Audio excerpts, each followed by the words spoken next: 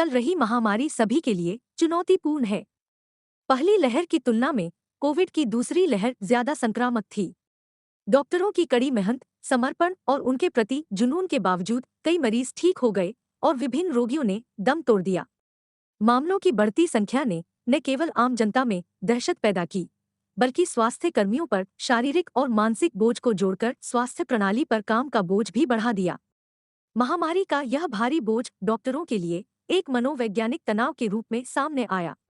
महामारी के दौरान डॉक्टरों में बढ़ा तनाव। महामारी ने लोगों को मानसिक रूप से भी प्रभावित किया है।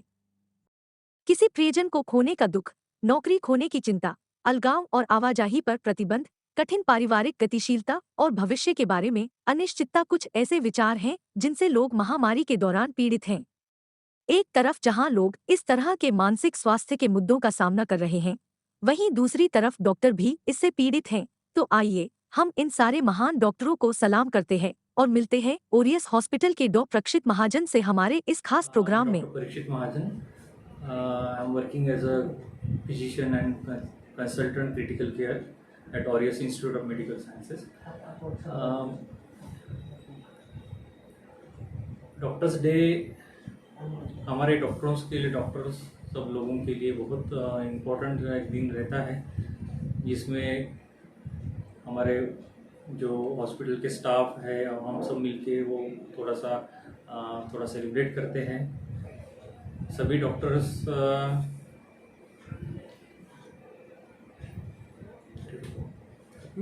वो एडिट हो जाएंगे। जहाँ पर भी पॉज लेना ले सकते हैं। डॉक्टर्स डे के उपलक्ष्य में इतना ही कहना चाहूँगा, क्योंकि अभी की जो हालात है, कोरोना की वजह से बोलो ये क्या कि बाकी के जो भी बीमारियां है उसके कारण जो ट्रस्ट जो हो रहा है, जो मरीज और डॉक्टरों के बीच का थोड़ा सा ट्रस्ट या थोड़ा विश्वास बोलो, वो थोड़ा कम होते जा रहा है। इसमें हमको थोड़ा सा अंदर से थोड़ा सा बुरा लगता है कि पेशेंट जो हम पूरी जी जान लगा के आईसीयू में हम, क्योंकि हमारा एक स्पेशलिटी है क्रिटिकल केयर, तो हमारा बहुत ज़्यादा काम आईसीयू में रहता है बहुत सीरियस पेशेंट्स के साथ। तो बहुत बार जी जान लगा के कभी कभी हम उसमें असमर्थ हो जाते हैं पेशेंट की जान बचाने में, बट उसके बाद भी रिलेटिव्स थोड़ा सा अपने को थोड़ा शक या थोड़ा अविश्वास दिखाते हैं कि नहीं, आपने पूरी जी जान नहीं लगाई या फिर आपसे कुछ रह गया। तो इसलिए हम को वही लगता है कि हम पूरी कोशिश करते हैं। हमको कोई डॉक्टर को ऐसा नहीं लगता कि अपना मरीज़ ठीक ना हो या फिर मरीज़ एक्सपायर हो जाए, ऐसा कोई भी डॉक्टर को नहीं लगता। हम सभी डॉक्टर्स पूरी जी जान लगा के, आईसीयू का पूरा स्टाफ वहाँ 24 आवर्स रहता है, बट कुछ कुछ चीज़ें अपने हाथ में नहीं रहती। तो इसमें सब लोगों को समझना भी चाहिए कि ये अल्टीमेटली क्या है कि पेशेंट्स को डॉक्टर के पास आना है, ट्रीटमेंट लेना है। वो विश्वास एक ऐसी चीज़ है कि जिसमें अपन कोई दूसरे शब्द में नहीं बता सकते, या दूसरी कोई ऐसा चीज़ नहीं कि जिसके कारण अपन बोल देंगे कि नहीं अब ये विश्वास ऐसा है कि ये विश्वास आप रखिए, ऐसा नहीं है। वो आपकी अपनी अपनी मन की बात है, लेकिन थोड़ा सा बुरा लगता है इसीलिए। बट अदरवाइज जब पेशेंट अच्छा होके जाता है तो सब लोग खुश रहते हैं, रिलेटिव्स भी बहुत खुश हो जाते हैं। बट कभी कभी एक आध बार ठीक होने के बावजूद भी थोड़ा आर्थिक या बिल के वक्त थोड़ी सी तकलीफ होती है। कुछ लोगों को ऐसा लगता है कि नहीं अभी सब ठीक हो गया, कि उनको बिल में ये चाहिए, कम होना चाहिए। तो ये थोड़ी चीज़ें कुछ ये रहती है हमारे हिसाब से, जैसा लगता है हम खुशी से उनका वो थोड़ा कम भी कर देते हैं कभी कभी। बट वो पेशेंट्स के रिलेटिव्स ने ऐसा नहीं करना चाहिए कि ये हमारा अधिकार है, क्योंकि थोड़ा सा खर्चा भी बहुत रहता है पेशेंट्स को बचाने में। क्योंकि हाँ, सभी अगर हम इंटरनेशनल स्टैंडर्ड के हिसाब से अगर करना चाहते हैं तो मुझे बहुत सारी इंस्ट्रूमेंट्स, बहुत सारे वेंटिलेटर्स वो बहुत हाई एंड रखने पड़ते हैं। उसका खर्चा और बाकी का भी खर्चा बहुत रहता है। इसीलिए सर, ये तो थी कोरोना पेंडेमिक के बाद काफ़ी सारी चीज़ें हमारे देश में हुई है। सबसे पहले तो हम ये जानते हैं काफ़ी पेशेंट्स आपके द्वारा ठीक होके गए हैं। सर डॉक्टर ही बनना है ये पहले सफ़र ले लेते सर, पहले सफ़र ले लेते सर। इस पेंडेमिक में काफ़ी डॉक्टर्स हैं जिन्होंने काफ़ी अच्छा पेशेंट्स को संभाला है, कोरोना को काफ़ी अच्छे से संभाला है। हम जरूर जानना चाहेंगे सर कि एक डॉक्टर बनने के पीछे एक एजुकेशन टाइम से क्या ऐसा मन में रहता है और कि हमें डॉक्टर ही बनना है। आपका सफ़र कैसा रहा एजुकेशन से लेकर डॉक्टर बनने तक का? मेरा एजुकेशन छोटे गांव से ही है। चंद्रपुर डिस्ट्रिक्ट में वरोरा नाम का गांव है, आनंदवन एंड बाबा आमटे का, तो वहीं से मेरी पढ़ाई हुई थी। लेकिन वहाँ पे मैं एनसीसी में था तब हमारे गांव में लाइफलाइन एक्सप्रेस आई थी, तब हमारी पोस्टिंग वहाँ लगी थी। तो हम एटलीस्ट 4 to 5 डेज वहाँ पे दिन रात वहाँ पे वो सब मरीजों को लेके जाना, उनका ओपीडी से लेके सर्जरीज तक उनको सब हेल्प करना, ये सब चीज़ें देखा, नज़दीक से देखा। तो वहीं से अपने को मुझे ऐसा लगा कि नहीं, ये जो डॉक्टर है वो कुछ अलग है। यहाँ पे बहुत सारे लोग वहाँ पे बहुत विश्वास से आए थे और वो एक्सप्रेस जो लाइफलाइन एक्सप्रेस थी वहाँ पे बहुत अच्छा काम हुआ था। तो बहुत सारे लोगों की वहाँ पे ट्रीटमेंट हुई थी। तो तब से थोड़ा सा लगा था मुझे कि नहीं, ये डॉक्टर अपने को बन के थोड़ा आगे बढ़ना चाहिए। सर वैसे तो काफ़ी पेशेंट्स आपने ट्रीट किए होंगे, काफ़ी पेशेंट्स आपके द्वारा ठीक होकर घर गए, आपको दुआएं देकर गए होंगे। एक आध ऐसा कोई केस जिसमें आपको काफ़ी प्राउड फील हुआ होगा कि एक न बचते हुए इंसान को भी आपने बचाया, ऐसा कोई एक आध वाकया जो आपको याद है? ऐसे बहुत सारे वाकया हैं कि जहाँ पे, क्योंकि हमारा जो एरिया है जो क्रिटिकल केयर, तो उसमें बहुत सारे ऐसे रहते हैं कि बहुत सीरियस पेशेंट्स रहते हैं। उसमें हमको बहुत सारे अच्छे रिजल्ट्स भी मिलते हैं। इसमें एक बताना चाहूँगा कि हमारे यहाँ पे एक ओल्ड एज तकरीबन 70-75 ईयर्स के एक थे, उसका नाम नहीं बता पाऊँगा। तो वो उनको जियावारी सिंड्रोम या जीबीएस बोलते हैं, उनको हुआ था। लेकिन वो बीमारी ऐसी रहती है कि इसमें शरीर के पूरे ताकत पूरी निकल जाती है। पेशेंट वो सांस लेने में भी तकलीफ होती है, उनके सांस लेने के लिए जो स्नायु रहते हैं वो भी कमज़ोर पड़ जाते हैं, तो उनको वेंटिलेटर पे रखा जाता है। तो इसमें उनको तकरीबन 1.5 से 2 महीने तक उनको वेंटिलेटर पे रखा था। एंड देन वेंटिलेटर, इतने दिन जब पेशेंट कोई वेंटिलेटर पे रहता है तो उसको सेकेंडरी कॉम्प्लिकेशंस बहुत होते हैं। तो उनमें कभी कभी इतने कॉम्प्लिकेशंस होते हैं कि कभी जान पे भी। तो एक दिन ऐसा ही तक हो गया कि उनको एकदम, क्योंकि उनको ट्रकेस्टोमी, क्योंकि यहाँ से अपने को गले से एक नली रहती है ट्रकेस्टोमी, तो सांस लेने के लिए वो रहती, तो वो ट्रकेस्टोमी पे थे। बट ऐसी रात का बात थी, 7-8 बजे उनको घर 8 जाने का था, तो उनको थोड़ा सा तकलीफ हो रही थी कि मेरे को सांस लेने में, वो बोल नहीं पाते लेकिन ही वॉज ट्राइंग टू से कि उनको तकलीफ हो रही है सांस, एंड उनका ऑक्सीजन लेवल घट रहा था। तो उनको समझ में नहीं आ रहा था। हमने एक्सरे किया, बाकी का सब चीज़ें किया, तो कोई समझ में नहीं आ रहा उनको तकलीफ क्या हो रही है, क्योंकि he was not able to speak, क्योंकि वहाँ पे ट्रकेस्टोमी जब यहाँ रहती है तो बात नहीं कर सकता मरीज। तो ही वॉज वेरी रेस्टलेस, हमको समझ में नहीं आ रहा, अभी रात हो गई, अब क्या करें उसमें। लेकिन हमको ऐसा लगा कि नहीं, कुछ ना कुछ है, तो हमने एक डिसीजन लिया, तुरंत एक ब्रोंकोस्कोपी की हमने।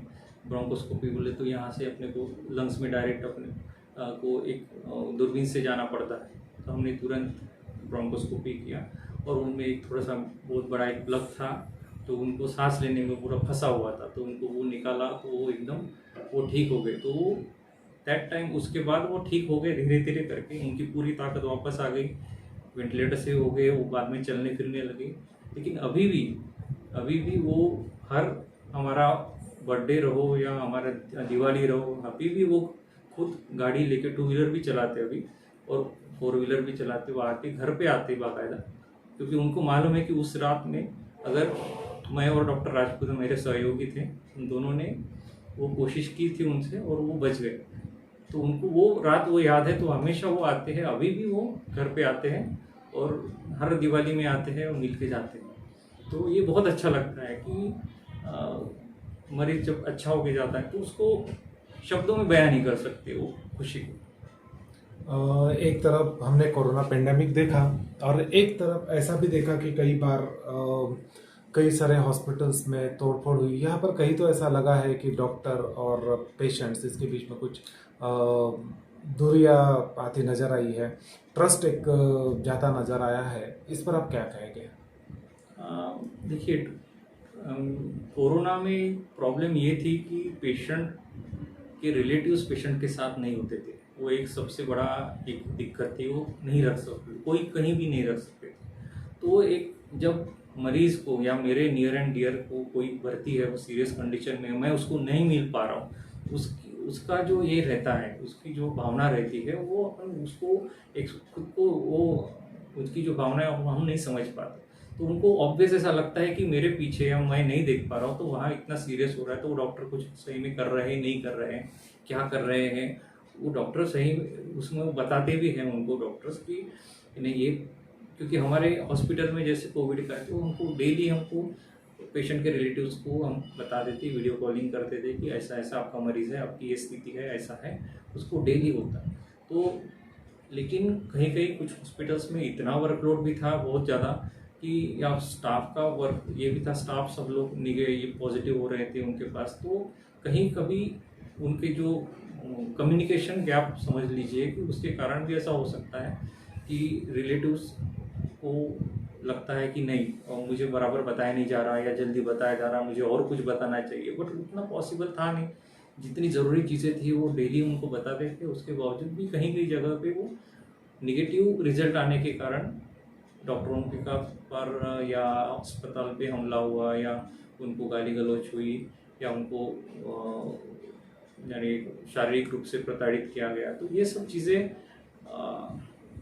ये हो ही है, लेकिन ये होना नहीं चाहिए बेसिकली। इसमें कैसा है कि कोई भी डॉक्टर नहीं चाहता कि उसका मरीज खराब हो जाए या ठीक ना हो जाए।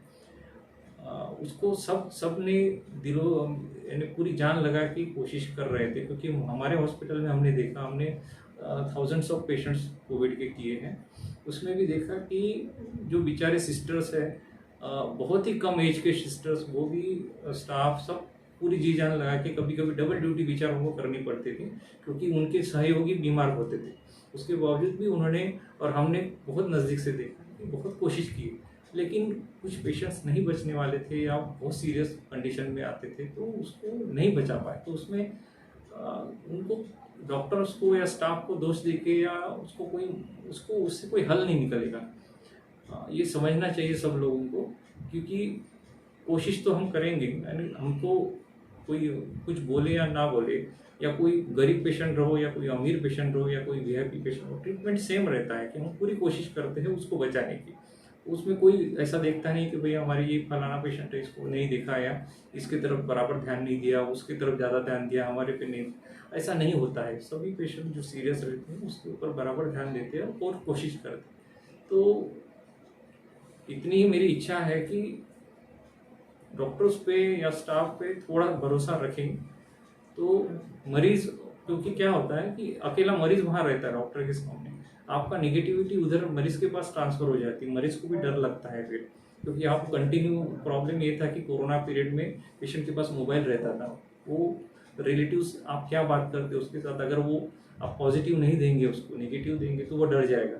और जो पेशेंट ज़्यादा डरे हुए थे, जो उसमें नेगेटिव ज़्यादा रिपोर्ट्स आए, ऐसा हमें पता चला है। सर इसमें और एक जोड़ दीजिए।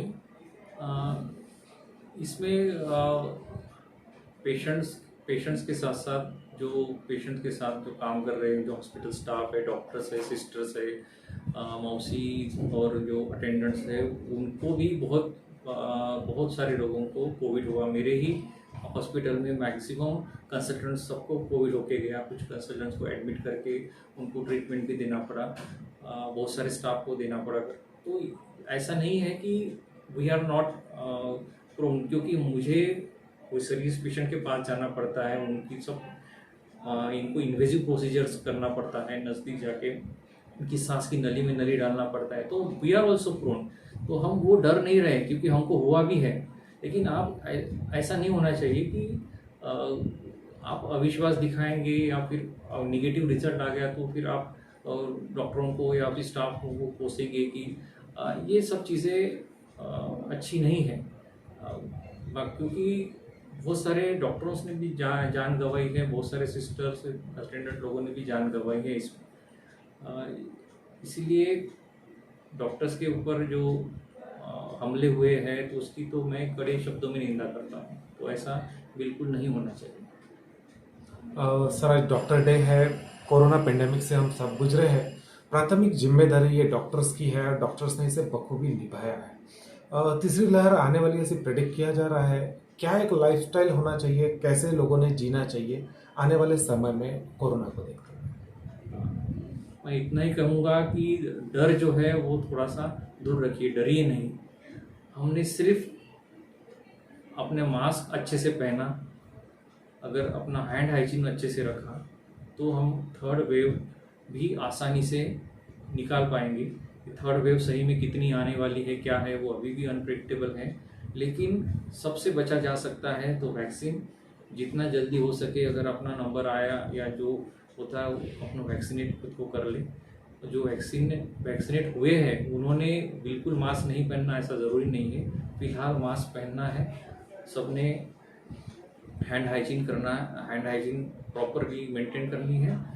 उसके बाद पोषक आहार और डेली एक्सरसाइजेस ये इम्पोर्टेंट है। ये लाइफस्टाइल अगर रही तो कोई डरने वाली बात नहीं है।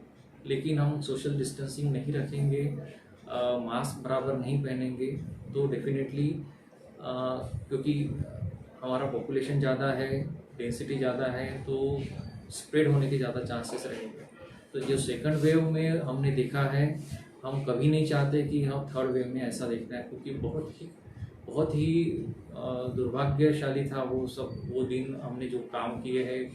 तो वैसा होना नहीं चाहिए, ऐसा हमको मन से लगता है। तो इसमें आम लोगों ने भी हेल्प करनी चाहिए, क्योंकि वो स्प्रेडर्स अगर स्प्रेड कम होगा तो ही पेशेंट्स कम आएंगे हॉस्पिटल में।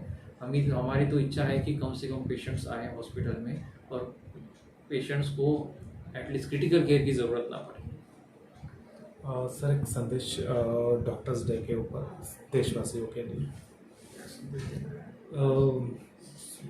अपने जो डॉक्टर फैकल्टी है शुभकामनाएं पूरे देशवासियों को और जितने भी हमारे डॉक्टर मित्र हैं उन सबको डॉक्टर्स डे की अपने स्टाफ, अपने जो हाँ, नर्सेस है सब। अच्छा, डॉक्टर्स डे के उपलक्ष्य में इतना ही कहूँगा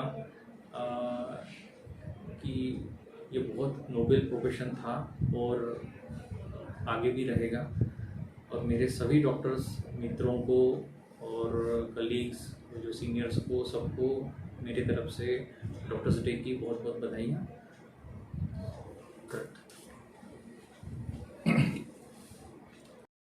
किसी पे इसका कोई इशू नहीं आएगा ना? आपको माइक्रोफोन पे डायरेक्ट हवा आएगा क्योंकि उसका क्या किसी का भी नहीं उससे नहीं होगा कुछ। हाँ। ये फैन जो रहता ना, इससे थोड़ा सा वो बबलिंग करता है। Audio Jungle.